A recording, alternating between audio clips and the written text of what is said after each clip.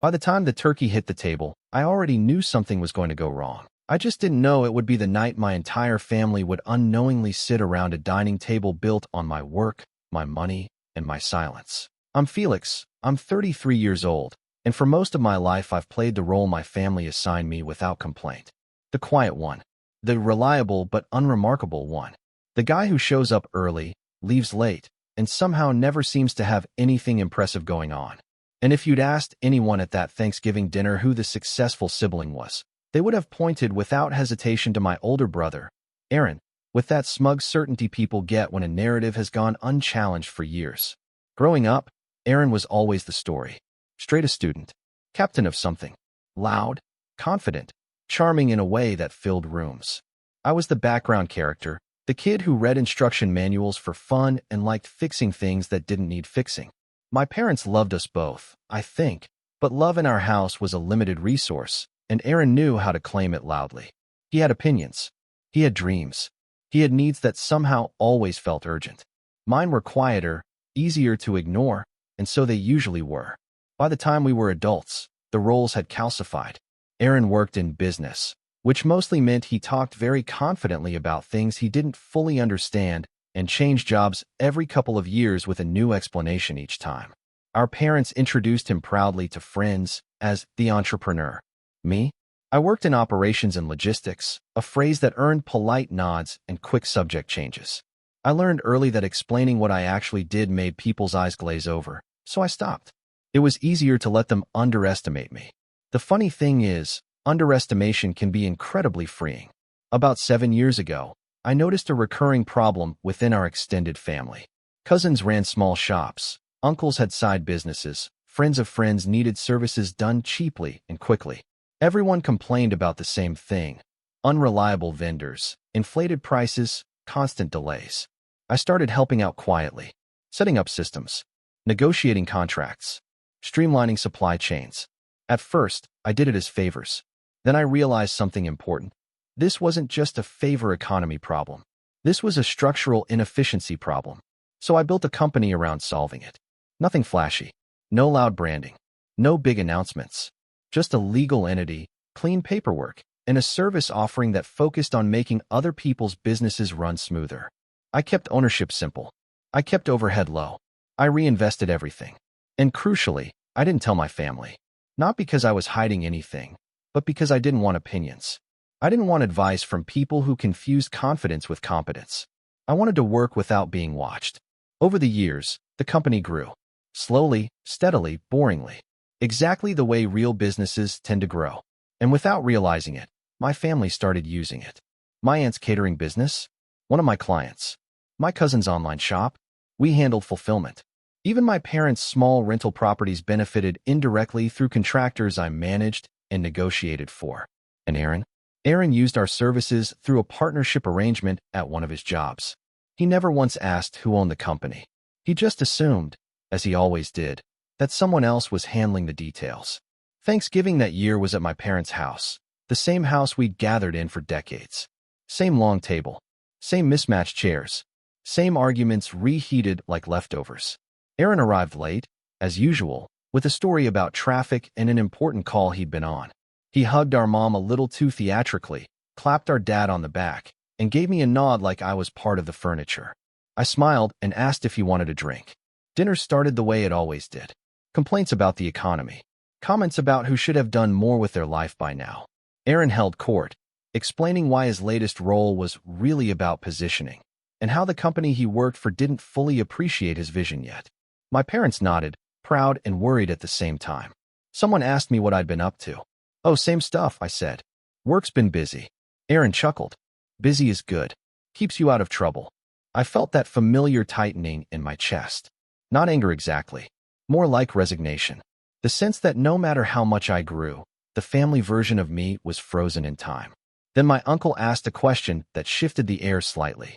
He mentioned a vendor they'd been using lately. How efficient they were. How reliable. How they'd solved problems no one else could. He named the company casually, like it was just another detail in the conversation. Several heads nodded around the table. Oh yeah, my mom said. They've been great. I wish we'd found them sooner. Aaron leaned back in his chair.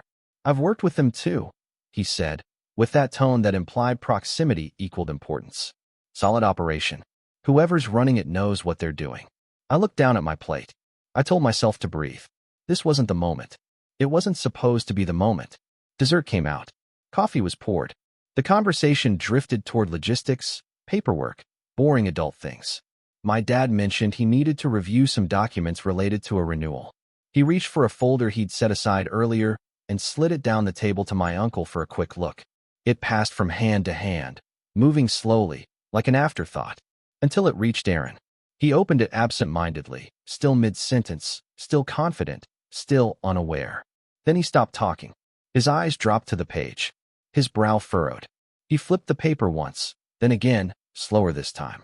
The room quieted, not because anyone told it to, but because something had shifted. I felt every heartbeat in my ears. Aaron looked up, confused. Then he looked at me, then back at the page. "Felix," he said, my name sounding unfamiliar in his mouth. "Why is your name on this?" No one answered. Forks hovered midair. My mother's smile faltered. My father leaned forward slightly, squinting. I met Aaron's gaze, calm on the outside, a lifetime of swallowed words pressing against my ribs.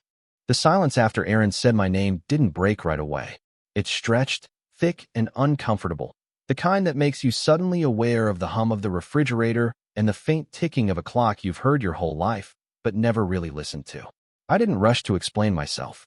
I'd spent years rushing to soften things, to make other people comfortable. That night, I stayed still. I let the weight of the moment sit where it belonged. My dad cleared his throat first. "Felix," he said slowly, the way he used to when he thought I'd made a mistake as a kid. "Why is your name on the ownership paperwork for that company?" Aaron let out a short laugh, sharp and disbelieving. "Yeah," he said, tapping the page with his finger. "This has to be some kind of error. That's the operations company, the one everyone uses. You don't." He trailed off, eyes flicking over me, scanning for a punchline that wasn't coming. "I do," I said. My voice sounded steadier than I felt. "It's mine." You could almost hear the idea struggling to find a place to land. My mom blinked a few times, processing. My uncle leaned back, eyebrows raised. Aaron's face shifted through confusion, then disbelief, then something darker. "That's not funny," he said.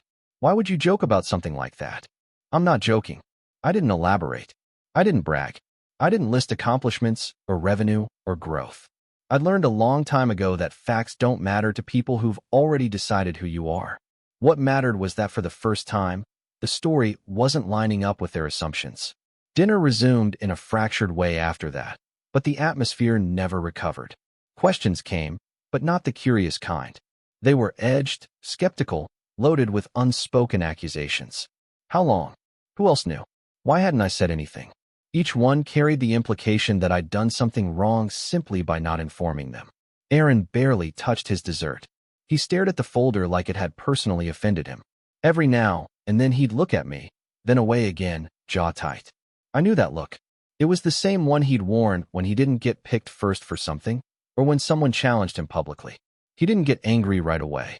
He got calculating. Over the next few weeks, the discovery didn't bring respect. It brought scrutiny. Suddenly, my phone was ringing more often.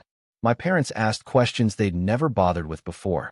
Not about how I'd built the company or what I enjoyed about it, but about why I hadn't involved the family, why I hadn't looped Aaron in, why I'd made such a big thing on my own when we could have done it together.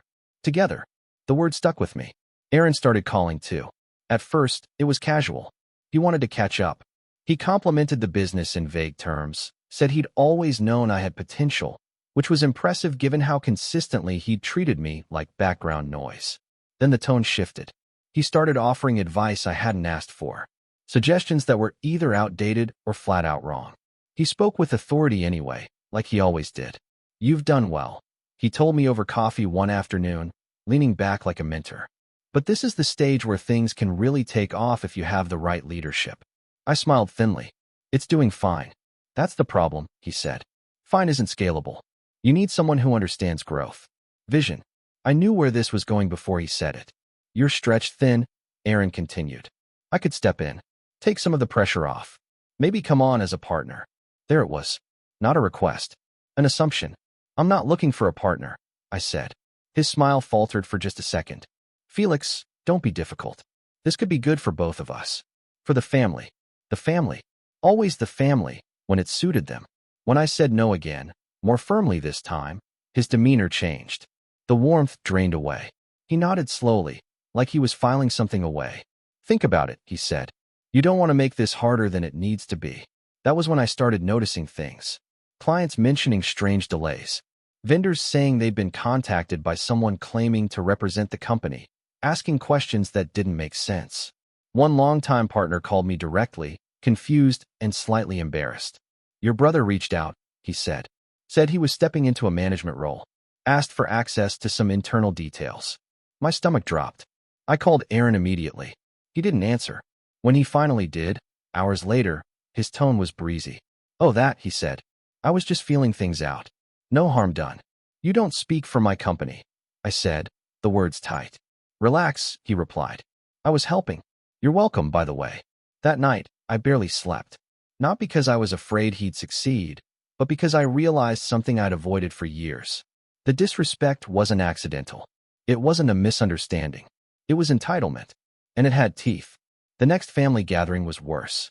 Aaron arrived with confidence dialed up to 11. He dropped hints about upcoming opportunities and strategic conversations. My parents beamed at him, proud of the energy, if not the substance. When I tried to correct something he said about the business, he cut me off mid-sentence. Let's not bore everyone with details, he said lightly. Felix gets into the weeds. Everyone laughed. I felt heat rise in my face, a familiar mix of embarrassment and anger. I looked at my parents, waiting for someone to step in. No one did. Later that evening, my mom pulled me aside. Her voice was gentle, but there was a firmness underneath it that I recognized from childhood. You know, she said, your brother's just trying to help. He has a way with people. You've always been more behind the scenes. I stared at her. Behind the scenes is why it exists. She sighed. We're just worried you're being a little selfish with it. Selfish. The word landed hard. A week later, I received an email from a client I'd worked with for years. They were terminating their contract, effective immediately. The reason cited was internal restructuring. When I asked for clarification, they hesitated, then told me the truth. Aaron had approached them with a proposal. A new company. His company. He'd pitched it as a natural evolution, implying he'd been the driving force behind my operation all along. He'd offered them better terms, leveraging information only someone close to me would know. I sat there, staring at the screen, my hands shaking. Not from loss. From betrayal. When I confronted him, he didn't deny it. You left an opening, he said coolly. I filled it. You lied, I said. He shrugged. I reframed. I went to my parents that night, hoping, stupidly, that this would be the line. That they'd see it for what it was. That they'd stand up for me, just this once. They listened. They frowned. They exchanged glances. Well, my dad said slowly, maybe if you'd been more open from the beginning, this wouldn't have happened. My mom nodded. Families share things, Felix. You can't expect to shut people out and not have consequences. That was the moment something inside me finally broke. Not loudly, not dramatically, just a quiet, irreversible shift. I realized then that this wasn't just about a company. It was about a lifetime of being expected to absorb the cost of other people's comfort. To make myself smaller so someone else could feel bigger. And as I stood there, listening to them explain why my brother's betrayal was somehow my responsibility, my phone buzzed in my pocket with a notification that made my breath catch. It was from my legal counsel. Subject line, urgent, unauthorized filing discovered. I didn't open the email until I was back in my car, sitting in the driveway with the engine off and the porch light still glowing behind me like a silent witness. For a long moment, I just stared at my hands on the steering wheel. They looked steady. They didn't feel steady. That disconnect had become familiar by then. The outward calm, the internal free fall. When I finally opened the message, it confirmed what my gut already knew. Aaron had filed preliminary documents using language deliberately close to my company's name, structure, and service scope. Not identical, just similar enough to confuse vendors, clients, and anyone who didn't look too closely. He'd also listed himself as a managing authority in filings he had no legal right to touch. It was sloppy in a technical sense, but bold in a personal one. The kind of move you make when you've never really been told no. I drove home in silence. No music. No calls. Just the hum of the road and the uncomfortable realization that the people I'd expected to at least be neutral had already chosen a side, and it wasn't mine. The fallout didn't explode all at once. It seeped in slowly, like water through cracks you didn't know were there. A contract paused for review. A payment arrived late. A partner asked if everything was okay between me and my brother, their tone cautious, like they were asking about a divorce they didn't want to be dragged into. Every conversation felt like I was defending something that had never needed defending before. At home, the quiet was different. Heavier. I'd always been comfortable alone, but this wasn't solitude. This was isolation. I replayed conversations in my head, wondering if there was some version of myself that could have prevented this by being louder, more assertive, more visible earlier on. The thought didn't help, but it lingered anyway. Then came the call that knocked the last bit of air out of me. My parents had decided to host a small family meeting. Just immediate family, they said, to clear the air. I knew better than to expect fairness, but some part of me still hoped for acknowledgement, for a boundary, for someone to say, plainly, that what Aaron had done wasn't okay. Instead, I walked into an ambush dressed up as concern. Aaron spoke first.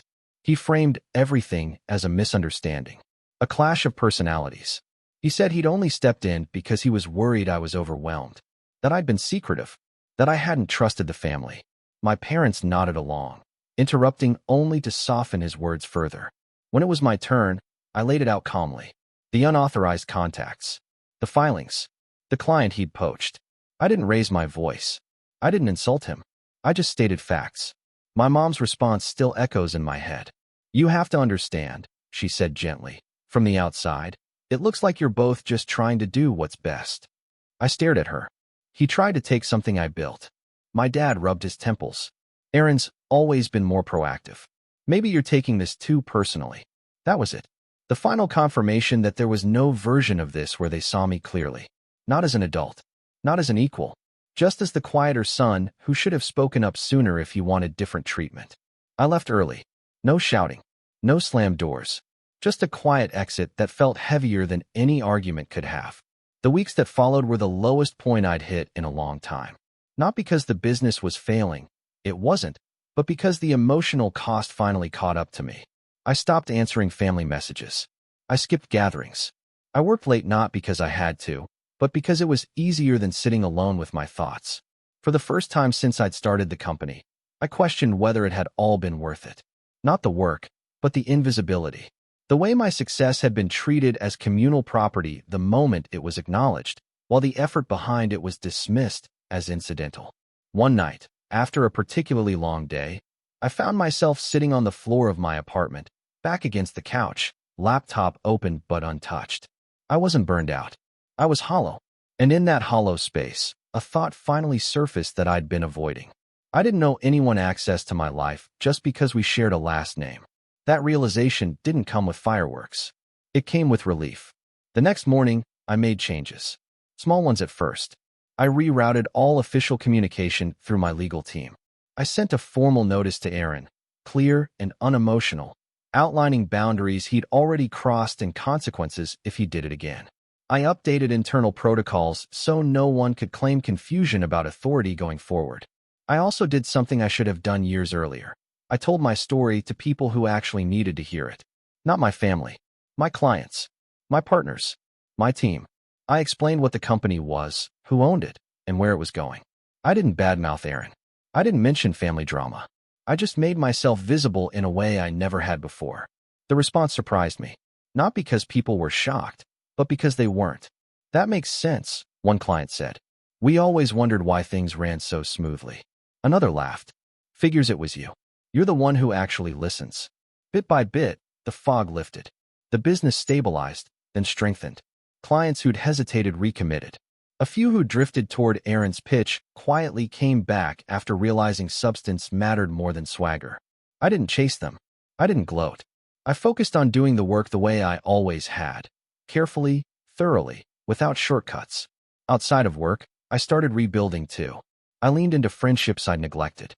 People who knew me without a family lens. Who didn't expect me to play a role. I slept better. I ate better. I laughed more easily. The tension I'd carried for decades began to loosen, replaced by something steadier.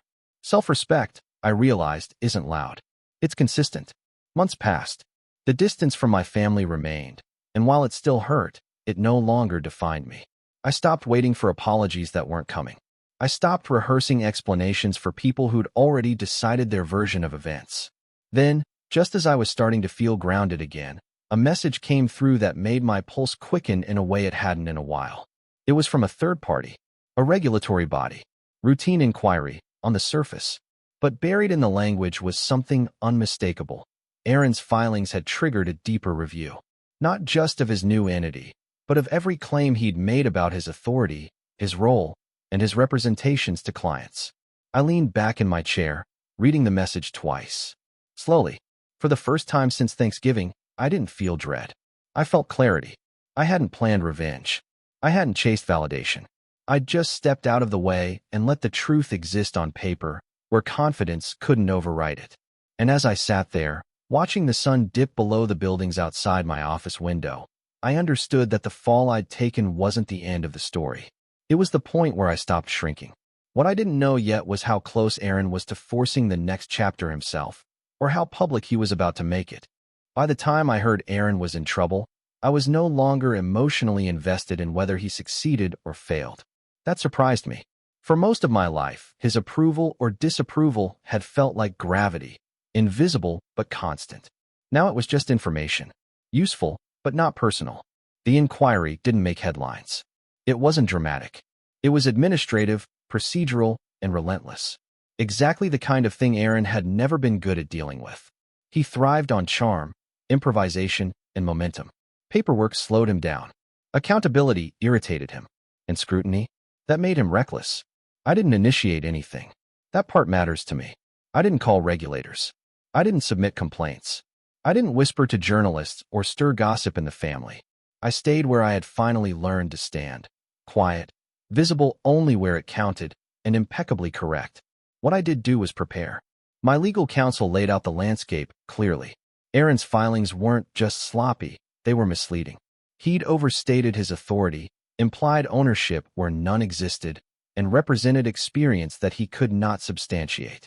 None of it was criminal on its face, but together, it painted a picture of someone who expected the system to bend for him the way people always had.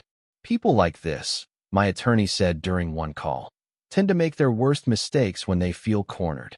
That stuck with me. Around the same time, my parents reached out again. The tone was different now. Less confident. More tentative. They asked if we could all talk. If we could maybe find a way forward as a family. They didn't mention Aaron's filings directly, but the subtext was loud enough to hum. I agreed to meet them. Not because I wanted reconciliation, but because I wanted information. We sat in the same living room where so many quiet dismissals had happened over the years. My mom fussed with coasters. My dad avoided eye contact. When they finally brought up Aaron, it was framed as concern. He's under a lot of stress, my mom said. Things aren't going the way he expected. I nodded. I'm aware. There was a pause. My dad shifted. You wouldn't want to escalate things, would you? There it was. The request they hadn't yet learned to name. I'm not doing anything, I said truthfully. I'm just protecting what's mine. They exchanged a look, the kind that said they were still hoping I'd be the reasonable one, the accommodating one, the son who smoothed things over so they wouldn't have to confront the harder truth, that their golden child had finally overreached. After that meeting, something crystallized for me. I wasn't just dealing with Aaron. I was dealing with a system that had enabled him for decades. And systems don't collapse under pressure. They collapse when their assumptions stop being true. So I stopped correcting him privately. When vendors reached out with questions sparked by his claims, I responded professionally, in writing, with documentation attached. When clients asked about the relationship between our companies, I clarified ownership structures plainly and without emotion. Every email was polite. Every sentence factual. No accusations. Just clarity. The effect was subtle but powerful. Confusion evaporated. Lines hardened. People who had been on the fence quietly chose sides, not out of loyalty, but out of self-preservation. No one wanted to be associated with something unstable. Aaron, meanwhile, grew louder. He posted online about entrepreneurship, about resilience, about building something from nothing. He framed himself as a misunderstood visionary navigating resistance from people who couldn't see the bigger picture. The posts were vague enough to invite sympathy without inviting scrutiny. Likes and comments rolled in from people who didn't know him, didn't know me, and didn't know the paperwork. Then he made a mistake. He reached out to one of my earliest partners, someone who'd been with me before the company even had a name. Aaron pitched him directly, offering a senior role in his operation. He spoke confidently about assets he didn't own, systems he didn't understand, and revenue streams that existed only because I'd built them. My partner listened, asked questions, took notes. Then he called me. We sat down together a few days later, and I showed him everything. Timelines, ownership records, correspondence. Not to recruit him to my side. He was already there, but to make sure there was no ambiguity left. He left that meeting quiet, thoughtful, and visibly unsettled. I thought he was exaggerating, he said finally. I didn't realize how far. Neither did Aaron, I suspected. At work, I began making strategic adjustments. Nothing flashy. I formalized roles, strengthened contracts, updated branding to emphasize continuity and credibility. I didn't rush. I didn't posture. I simply made my company unmistakably real in a way that confidence alone could never fake. Privately, I also prepared for something else. A conversation I knew was coming. It arrived one evening in the form of a long message from Aaron. Not angry, not apologetic, strategic. He talked about misunderstandings, about how things had gotten out of hand. He suggested we meet, just the two of us, to align narratives before things went any further. He hinted that dragging this out wouldn't be good for anyone. He reminded me, subtly, of family expectations, of how things might look from the outside. I read the message twice, then once more. Not because I was tempted, but because it confirmed everything. He wasn't worried about being wrong. He was worried about being exposed. I agreed to meet him. Not immediately. Not impulsively. I chose the timing carefully. After another inquiry came in. After another client quietly distanced themselves from him. After his options narrowed just enough that he'd feel the pressure, but not enough to retreat. The night before we were supposed to meet, my legal counsel forwarded me an update. The review had deepened. Aaron had been asked to provide documentation he didn't have. Statements he'd made were now being examined alongside objective records.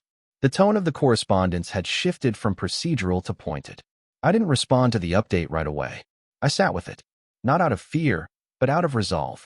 For the first time, I understood the difference between revenge and reckoning. Revenge is reactive. Reckoning is inevitable. When I finally replied to Aaron's message, I kept it simple, neutral, non-committal. Tomorrow works, I wrote. Let's talk. I didn't tell him what I knew. I didn't warn him what was coming. I didn't threaten or negotiate. I just showed up prepared.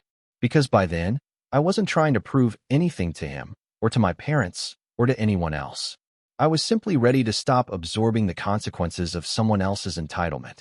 And as I set my phone down that night, fully aware that the next conversation would change the shape of our family forever, I realized something else too. Aaron still thought this was a discussion. I knew it was a reveal.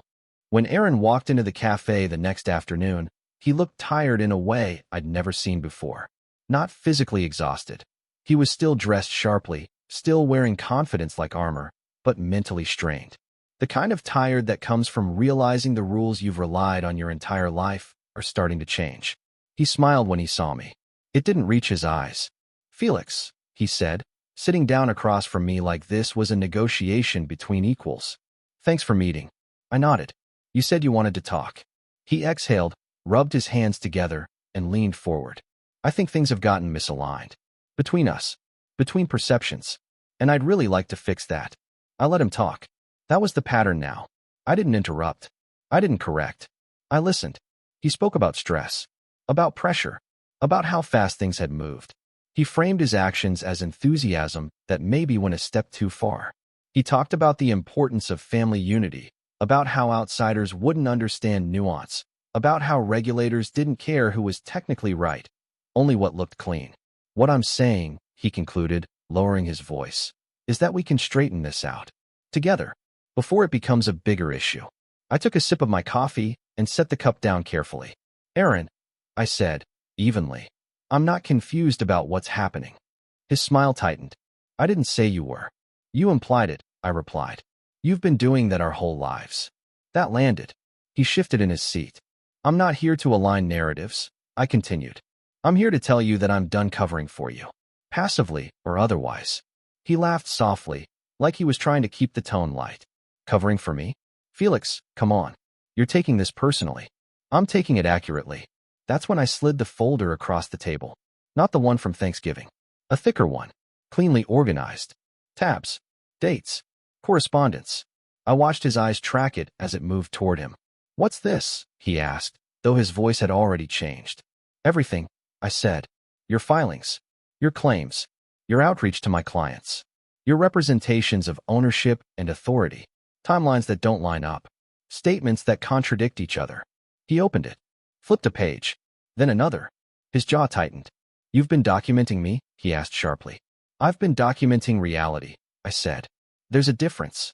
He closed the folder, pushed it back toward me. You think this scares me? No, I said honestly. I think the next email you get will. His phone buzzed on the table between us, almost on cue. He glanced at it, annoyed, then froze when he saw the sender. I recognized the look immediately, the one people get when confidence gives way to calculation. He didn't open the message. He didn't need to. He already knew. I didn't initiate the review, I said calmly. I didn't have to. I just stopped protecting you from your own paper trail. He leaned back slowly, eyes narrowing. You're really going to do this? I already did. For a moment, the mask slipped. Just enough. I saw anger there, sharp and unfiltered. You know, he said quietly. If you'd just let me in from the start. This is not about inclusion, I interrupted. It's about entitlement. You didn't want partnership. You wanted ownership without effort. Silence settled between us again, but this time it wasn't uncomfortable for me. I'm not asking you to fix anything, I continued. The process is already moving. All I'm asking is that you stop making it worse for yourself. He stared at me, then laughed bitterly. You always did like being right. I stood. No, I like being free. I left him there with the folder and the truth, and for the first time in my life, I didn't look back.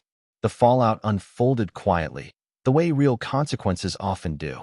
Aaron's company didn't collapse overnight. It stalled, then strained, then unraveled under the weight of its own inconsistencies. Partners withdrew. Clients cited risk concerns. Requests for documentation went unanswered until unanswered became unacceptable. The review concluded with findings that were precise and devastating. Misrepresentation, lack of substantiated authority, material omissions. He wasn't charged with anything criminal, but the penalties were severe enough to end his credibility in the space he'd tried to dominate. His filings were amended. His entity dissolved. His reputation, the one he'd built on confidence rather than competence, took the kind of hit that doesn't show up on a balance sheet, but follows you everywhere. At home, my parents struggled. At first, they tried to minimize it. They blamed stress, bad timing, external forces. But eventually, the facts became impossible to ignore. The same way my reality had been ignored for years, their version finally lost its footing. One evening, my mom called me, her voice unsteady. We didn't know, she said. Not really. I know, I replied. There was a long pause. We should have listened to you. I didn't respond right away. Not out of spite, but because I needed to be honest. I didn't need you to listen, I said finally. I needed you to stop dismissing me. She cried. I let her. Things didn't magically repair themselves after that. Relationships rarely do. But they shifted. The pedestal cracked. The silence changed tone. For the first time, I wasn't expected to smooth things over or make excuses for someone else's behavior. Aaron stopped calling. When we did see each other months later, it was brief and awkward. He didn't apologize. I didn't expect him to. Some people don't learn humility. They just run out of room. As for me, the company continued to grow. Stronger now. Cleaner. Built on clarity instead of invisibility. I didn't hide anymore, but I also didn't perform. I let the work speak, and it did. Thanksgiving came around again the following year. Same table. Same chairs. Different energy. No folder was passed. No reveal needed. Because this time, when someone mentioned the company, they looked at me without surprise. And I finally understood something that had taken me decades to learn. Being underestimated is painful. Being undeniable is peaceful. And silence, when chosen instead of imposed, is power. You ever have one of those moments where your own parents look you in the face, say something completely insane, and you just sit there wondering how you even share DNA? Yeah, that was me 2 weeks ago, standing in my own apartment doorway, holding a mechanic's invoice I never agreed to pay, watching my mom and dad act like I was the one being ridiculous for not bailing out my brother for the third time in 2 years, like it was just expected, like that was my job now. I didn't yell. I didn't argue. I just smiled, went to my desk drawer, and handed them a sealed envelope. Inside, a notarized document they never expected. Because what they forgot was that I wasn't just their son. I was also the one managing their trust fund. And I was done. But I'm getting ahead of myself. Let's rewind a bit. My name's Victor.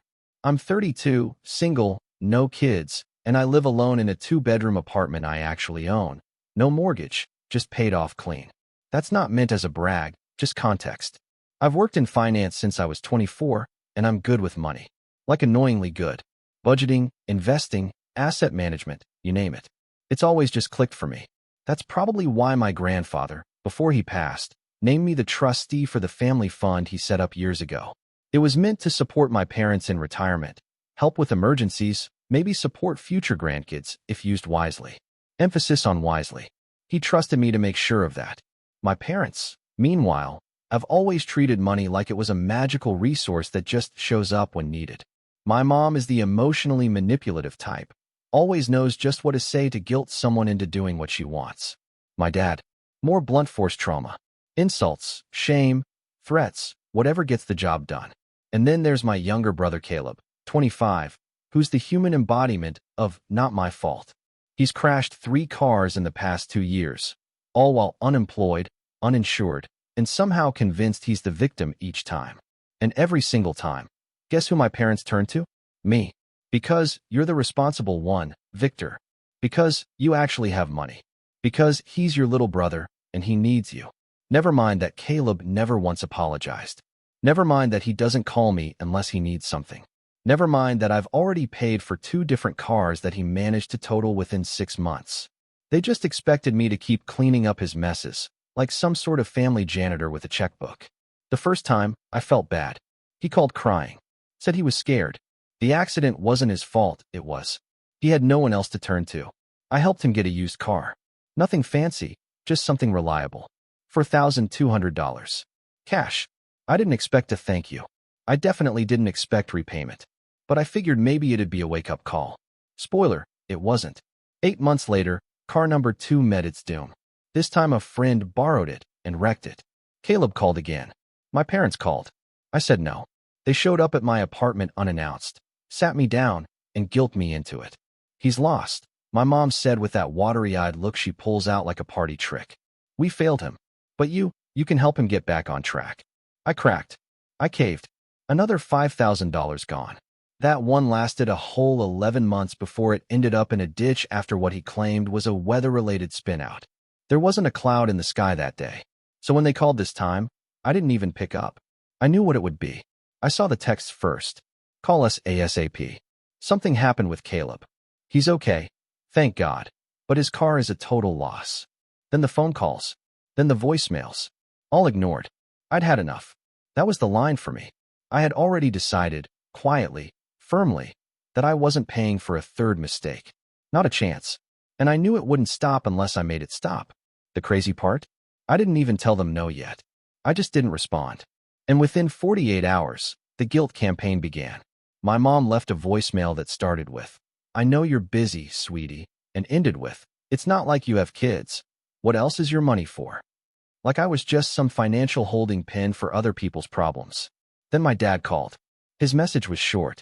Ungrateful. After everything we've done for you, you think you made it on your own. I remember standing in my kitchen, holding my phone, just staring at it like it had slapped me. Everything they'd done for me.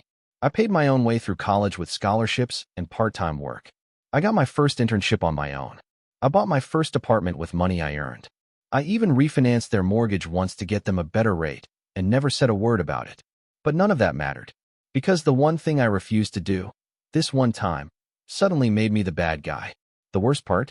It wasn't just about the money. It was about how expected it had all become. How there wasn't even a conversation. Just a demand dressed up as obligation. Like I was some vending machine for family mess-ups. Insert guilt, get cash. And then, 2 weeks later, they showed up. No call. No warning. Just rang my buzzer at 7:45 p.m. on a Thursday, like it was perfectly normal. I opened the door, and there they were. My mom holding a folded mechanic's invoice, my dad behind her with that look like he was daring me to say something. We figured we'd just drop this off, my mom said cheerfully, as if handing me a birthday card. It's not that much this time, just the deductible and a few repairs. Caleb's friend is covering the rest. I looked at the paper. $2,780. My dad shrugged like that was reasonable. You've spent more on suits. I didn't respond. Not right away. I just turned, walked to my desk, and pulled open the drawer. I'd been ready for this. Not just emotionally. Legally. Financially. I slid the envelope across the counter and said, "You're going to want to read this."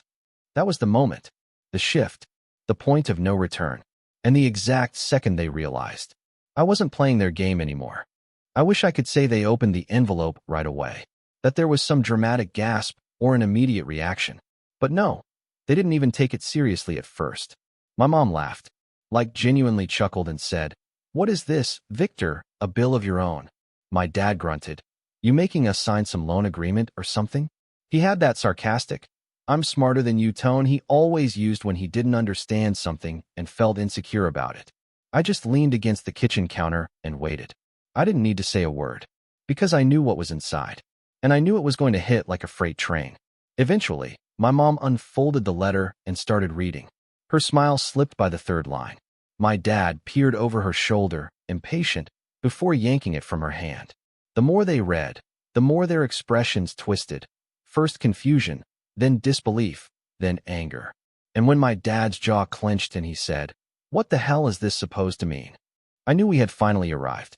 Let me explain. When my grandfather passed away, he left behind a modest estate. Nothing wild, just smart, long-term investments, a paid-off home, and a trust fund designed to provide supplemental income to my parents once they reached retirement. The thing was, he didn't exactly trust my parents. He'd watched them blow through money for years, buying into pyramid schemes, leasing cars they couldn't afford, taking out second mortgages, and refinancing to pay off credit cards. My mom always believed a big break was around the corner. My dad just thought the rules didn't apply to him. So when Grandpa sat me down one year before he died, he said something I'll never forget. "I love your parents, but they'll torch this money in a year if you let them. You're the only one who knows how to say no." He made me the trustee. I couldn't touch the money myself, but I controlled the flow. The terms were clear. Monthly disbursements capped at a specific amount, only for essential living expenses, with the power to freeze or suspend if there was evidence of abuse, coercion, or financial irresponsibility. It was a quiet power, the kind nobody noticed until now. The document I handed them? It was an official notice, notarized and filed, revoking their access to the trust pending a 6-month financial review. That meant no more monthly checks. No more emergency reimbursements. Nothing. And it was perfectly legal. Because the moment they began treating that trust like a personal ATM, or started using me like one, it violated the terms. "This is a joke," my dad said, tossing the paper on the counter like it burned his hands. "You can't just cut us off." "Yes," I said calmly, "I can." And I did. My mom's voice went high-pitched, the way it always does when she's cornered. "Victor, don't be dramatic. This is about Caleb's car. It's not a big deal. We'll pay you back." "No, you won't," I said. "You never have. And it's not just about the car. It's about everything." And finally, I let it out. Years of resentment, disappointment, and exhaustion boiled up, and I just stopped holding back. "I paid for his last 2 cars. You didn't. You showed up with fake apologies and promises, but I knew even then he'd blow it again. And what did you do? Nothing. You covered for him. You excused it. And now you're here again, acting like I'm the one being unreasonable for not lighting another few thousand on fire." My dad scoffed. "He's your brother." "No," I said. "He's your son. But you treat me like the parent. Like I'm supposed to bail everyone out because I'm the one who turned out okay. And you've never once asked what that cost me." My mom blinked. "Cost you? What money? You make good money." "That's not what I meant," I snapped. "You think it's just about finances? Every time I've helped, I've had to pretend it didn't hurt. Like it didn't suck to feel like an afterthought. Like it didn't matter that I worked for every cent while you treated my success like a family asset you were entitled to. You show up unannounced. You hand me bills like I'm your accountant. And when I say no, I'm the bad guy." My hands were shaking. I hadn't realized it until then. All those years I bit my tongue, smiled through gritted teeth, and told myself they didn't mean it. All that poison had finally bubbled up. My mom started crying. Not the full sobs she used when she wanted to win sympathy. No, these were the confused, wounded tears of someone who truly didn't see it coming. But Victor, we're family. Exactly, I said. So why have I felt like a wallet with legs for the past 10 years? They didn't answer. My dad stared at the counter. My mom just clutched her purse like it could anchor her to the floor. It was dead quiet for a moment. You could hear the hum of the fridge. And then she said something that flipped everything on its head. I just don't understand why you won't help him, she whispered. He's struggling. You've never struggled. You've always been fine. And there it was. That one sentence. That one stupid sentence that somehow erased everything I'd ever been through in their eyes. I never struggled.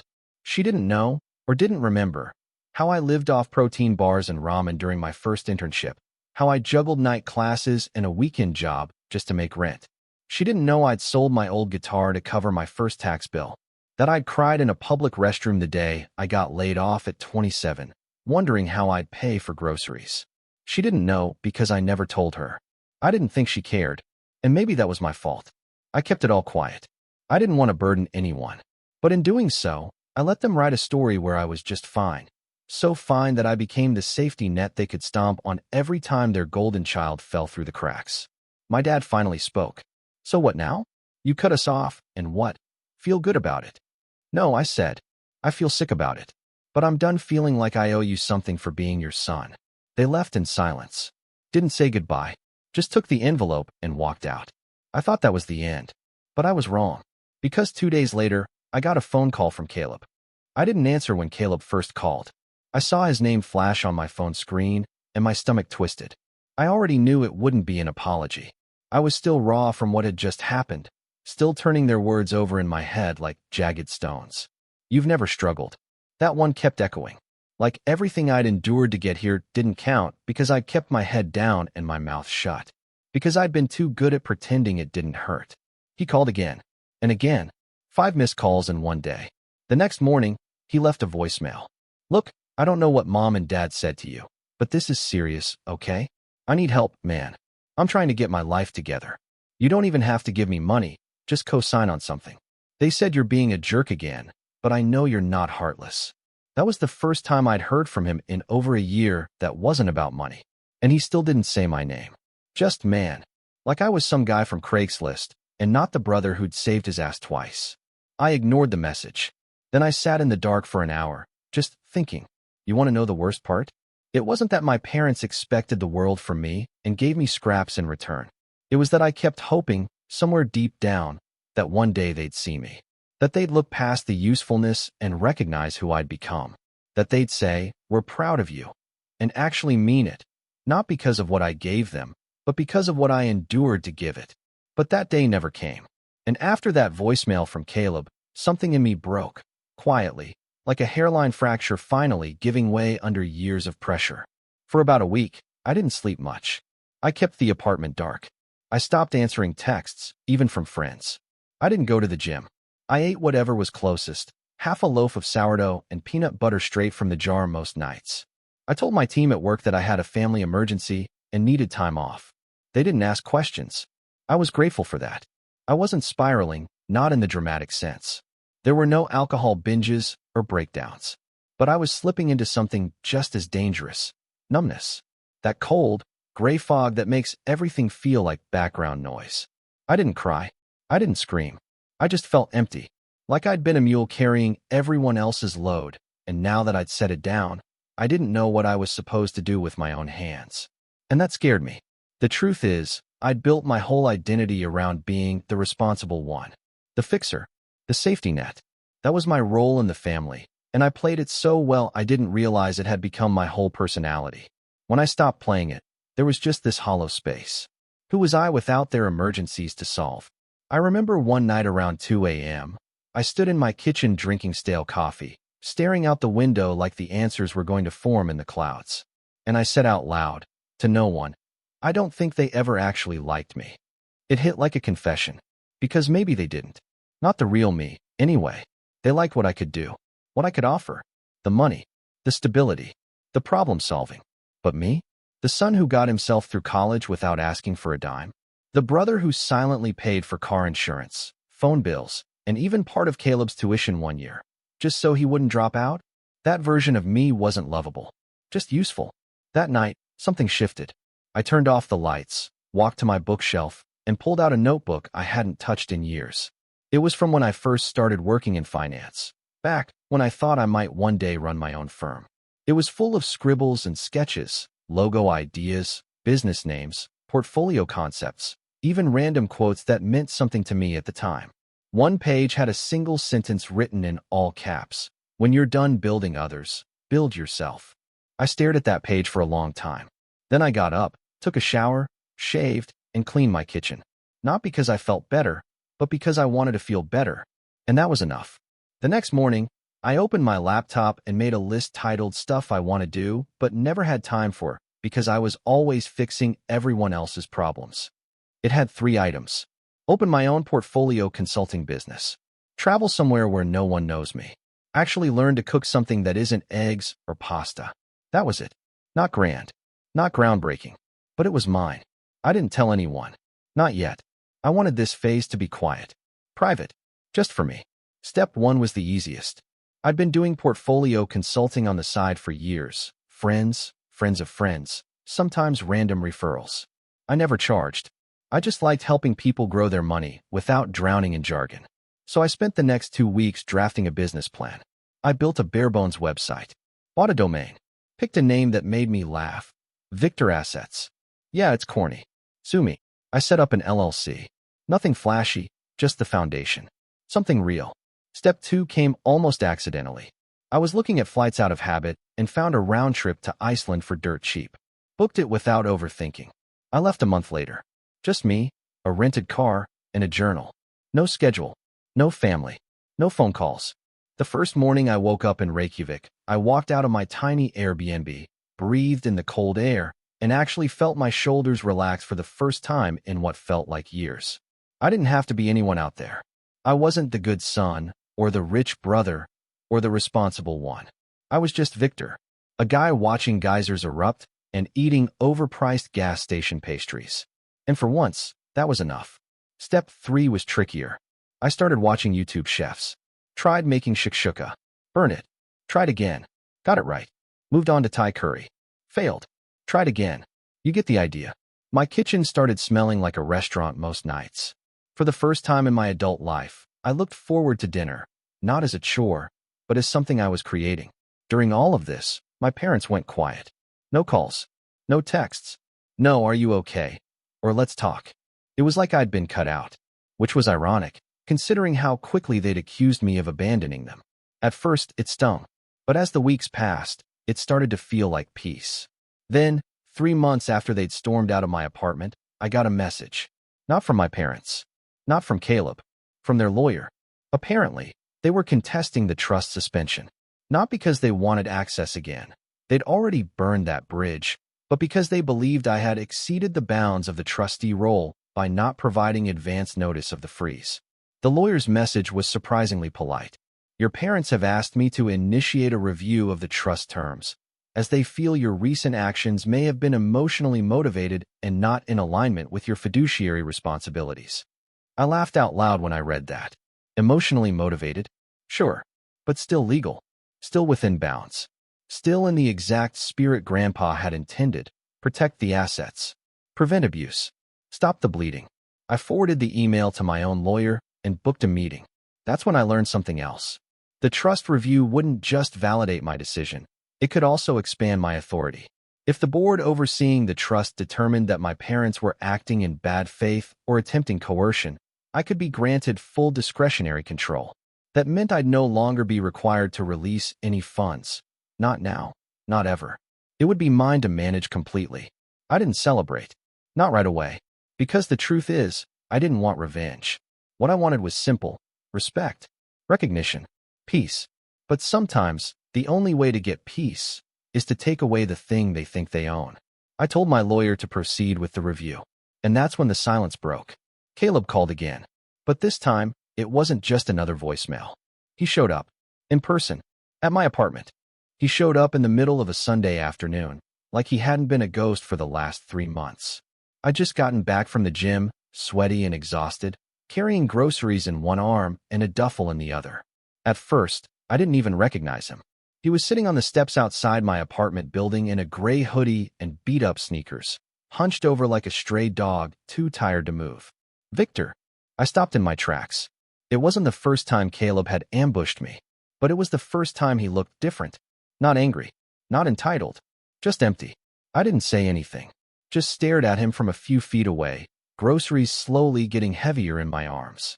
I know you're probably going to slam the door in my face, he said, standing up slowly. But I just need 5 minutes.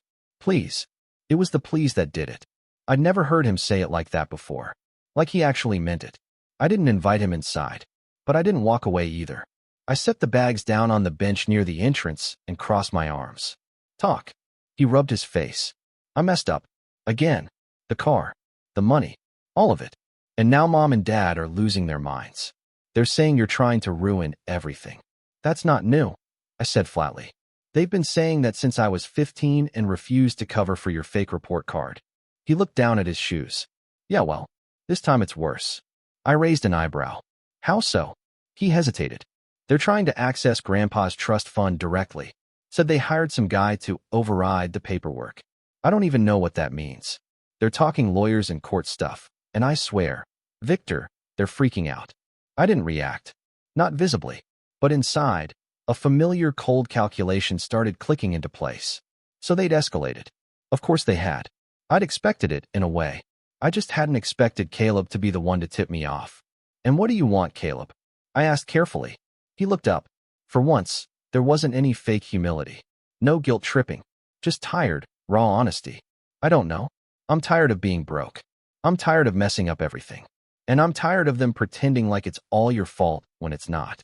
I blinked. That one caught me off guard. They say you're selfish, he added. But you're not. You're just the only one who ever says no. And that's what they can't stand. I studied his face. His eyes were red, not from tears, but from lack of sleep. There were bags under them, like he hadn't eaten or rested properly in days. You here to ask for money? I asked. He shook his head.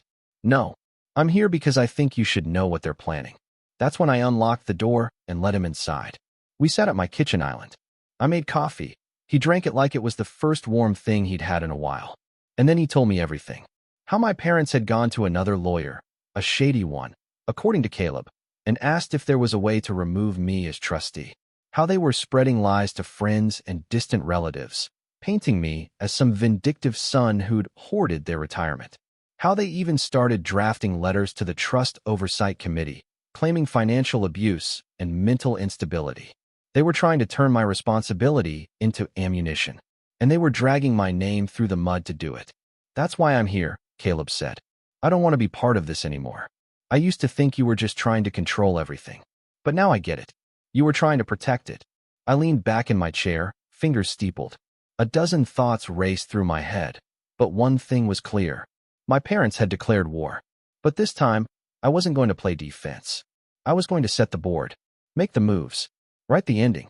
It was time to plan. And Caleb, ironically, was going to help. The first step was information. I needed to know exactly what they were saying, who they were talking to, and what legal arguments they were planning to use. Caleb agreed to feed me updates, not as a spy, but as someone finally tired of the dysfunction. He moved into a friend's guest room and started distancing himself. He even got a part-time job delivering groceries. Not glamorous, but it was something. Progress. Meanwhile, I went back to my lawyer and laid out everything. The smear campaign, the legal threats, the emotional manipulation. He wasn't surprised. They're bluffing, he said after reviewing the emails. But that doesn't mean they can't do damage. If they sway enough family members or get traction in court, they might create noise that forces a review. Even if we win, it could tarnish your reputation. I nodded slowly. So what's the move? We go proactive, build a counter-narrative, show a pattern of behavior, document everything. And, if you're willing, we petition for full discretionary authority. No oversight. No monthly stipulations. You control it all. I swallowed. That was a nuclear option. But if they were already setting the house on fire, maybe it was time to stop bringing buckets and start locking the matches away. I agreed. Next came the setup. I began compiling a decade's worth of receipts, emails, bank transfers, and messages. Every dollar I'd given Caleb. Every time my parents asked for money. Every voicemail, every invoice, every urgent favor disguised as a demand. I even tracked down a few relatives who'd quietly confided in me over the years, admitting they'd seen the same patterns. They agreed to write statements. Then I did something bold. I invited my parents to a lunch meeting. I didn't tell them it was a trap, just said I wanted to clear the air and talk face to face. To my surprise, they agreed. Maybe they thought I was coming to grovel, or maybe they believed they'd scared me enough to negotiate. Either way, they walked into that restaurant holding the confidence of people who'd never been held accountable. We met at a quiet bistro downtown. I reserved a private room. No witnesses, just them and me. My mom wore her usual pearls. My dad was in a stiff-collared shirt he probably hadn't ironed himself. They smiled like politicians. I returned it with a smile of my own, tight-lipped and surgical. After the waiter left, I said, "Let's cut to it. I know what you're doing. The lawyer, the letters, the stories." They didn't flinch. My mom feigned confusion. My dad just sipped his water. "I don't care about your gossip," I continued. "I care about the trust. The one Grandpa left me to manage, because he knew this would happen." "Victor," my mom started, but I raised a hand. "No, you don't get to act innocent. You've spent years weaponizing my kindness. You expect money like it's owed to you. And now that I've put up a boundary, you're treating it like betrayal." My dad leaned forward, voice low. "We're your parents. And I'm your son," I said. "Not your piggy bank. Not your personal accountant. And certainly not your scapegoat." I pulled out an envelope. Another one. Inside were copies of everything. Timelines, receipts, witness statements, even a few photos of Caleb's wrecked cars, complete with dates and my payment records. I didn't slide it to them. I placed it in the center of the table and said, "This is going to the board next week, along with a petition for full authority. You started this war. I'm ending it." My mom's face went pale. My dad opened the envelope and scanned the first few pages. His lips pressed into a tight line. "You wouldn't," he said. "I already did," I replied. And then I stood up. "Enjoy your lunch." They didn't call after me. I walked out of that restaurant lighter than I'd felt in years. Because for the first time in my life, I wasn't playing their game. I was writing the rules. They didn't try to contact me after the lunch. Not for a week. Not for two. Not even a text from my mom pretending like nothing had happened. The silence was deafening, and honestly, a little satisfying. I imagined them at home, pacing, rereading the packet I'd handed them, maybe Googling legal terms they didn't understand. The longer they stayed quiet, the more I knew they were panicking. And they had every reason to. Because while they were used to bluffing and bullying to get their way, I had shifted the game to a playing field they couldn't control. And I had the board now. The review hearing came 3 weeks after the lunch.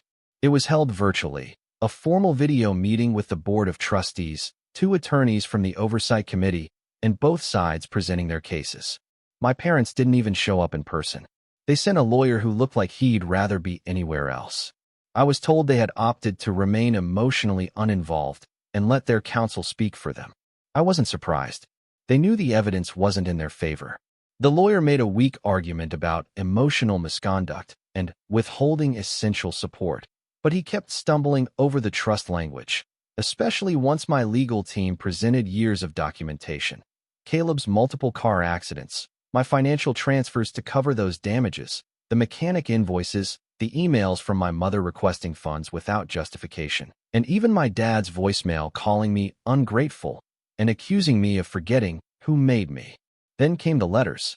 3 of my relatives had written personal statements, each one describing how my parents had privately bragged about the trust fund like it was their personal retirement jackpot. One aunt admitted my mom told her, "Victor's doing well enough. He won't even miss a few thousand here and there." Another cousin said my dad had once joked that I was basically Caleb's sponsor at this point. By the end of the hearing, the committee didn't even ask me questions. They'd seen enough. And when the final ruling came through a week later, it was clear. Full discretionary control granted. Effective immediately. It was done. The trust fund, set up by my grandfather to protect my parents, was now fully under my direction. No more scheduled monthly disbursements. No required notifications. I could release funds, reduce them, or revoke them entirely. Not out of spite, but out of design. I was now the firewall grandpa always intended. The very next morning, I sent my parents an official letter, cordial, professional, and signed by my lawyer. Dear Mr. and Mrs. Bennett, following the final decision of the Oversight Committee, this letter serves as confirmation that the family trust has officially been transitioned into full discretionary management. All further requests for financial assistance, reimbursement, or disbursement must be submitted in writing, reviewed case by case, and approved solely at the discretion of the acting trustee. Additionally, due to recent actions interpreted as an attempt to interfere with fiduciary responsibilities, the following changes have been enacted. Monthly distributions are suspended pending financial reassessment. Emergency fund access is denied until further notice. Legal representatives attempting unauthorized contact with the trust board will result in permanent revocation of benefits. Should you wish to schedule a financial planning review, please respond through legal counsel. Warm regards, Victor Bennett, trustee. I never got a reply, but that weekend, my cousin Emily sent me a screenshot from Facebook. My mom had posted a cryptic status. Sometimes the people you raise turn out to be the coldest. Comments disabled. I didn't engage. I just poured myself a glass of wine and sat on my balcony with a breeze in my hair, knowing, for once, I wasn't the one putting out fires. I was living. The fallout spread in quiet waves. Caleb stayed in touch, but cautiously. He called once a week, usually short conversations, just updates about his job, therapy sessions, small wins. He never asked for money again. Not once. One day, he sent me a photo of his new car. A used Corolla he paid for in installments, completely on his own. I know it's not flashy, he said in the caption, but it's mine. And I didn't crash it. I smiled. He was learning. Meanwhile, word got around among the extended family. A few tried to pry for gossip. I didn't bite. I never told anyone the full story unless they already knew. I didn't need to justify myself anymore. What surprised me most was how quiet my parents stayed. No lawsuit. No appeal. No more backdoor attempts to guilt me through mutual friends. They simply faded into the background. Whether out of shame, pride, or fear, I didn't know. And I didn't care. They weren't cut off financially forever. But if they ever wanted access again, they'd have to come to me with humility, transparency, respect. And that was something they'd never learned how to give. But I had learned how to demand it. And once you learn that, there's no going back. 6 months later, I sat in my newly opened office. Nothing grand, just a clean, quiet space with big windows and a name on the door, Victor Bennett Financial. I had 10 regular clients, mostly word-of-mouth referrals, people who'd been burned by bad advice and needed someone who actually listened. I kept the business small on purpose. I wasn't chasing wealth. I already had enough. I was chasing peace, and I finally had it. One afternoon, as I closed up shop early to meet Caleb for lunch, I got a letter in the mail. Handwritten. No return address. It was from my mom. 3 pages. Rambling. Defensive. Emotional. But somewhere near the end, she wrote, "Maybe we asked too much of you because we knew you wouldn't say no. And maybe you finally did, because you knew we'd never stop until you did. I don't agree with how you handled it, but I can't say you were wrong." That was the closest thing to an apology I'd ever get. And it was enough. I didn't write back, but I kept the letter. Not out of sentimentality, out of closure. Because this wasn't about revenge anymore. It was about reclaiming my life from the people who'd taken it for granted. And I did. I reclaimed every inch of it. Brick by brick. Day by day. No explosions. No dramatic takedowns. Just a quiet, deliberate boundary no one could cross. And the final line I left them with, burned into every letter, every silence, every decision. This time, you raised someone strong enough to walk away.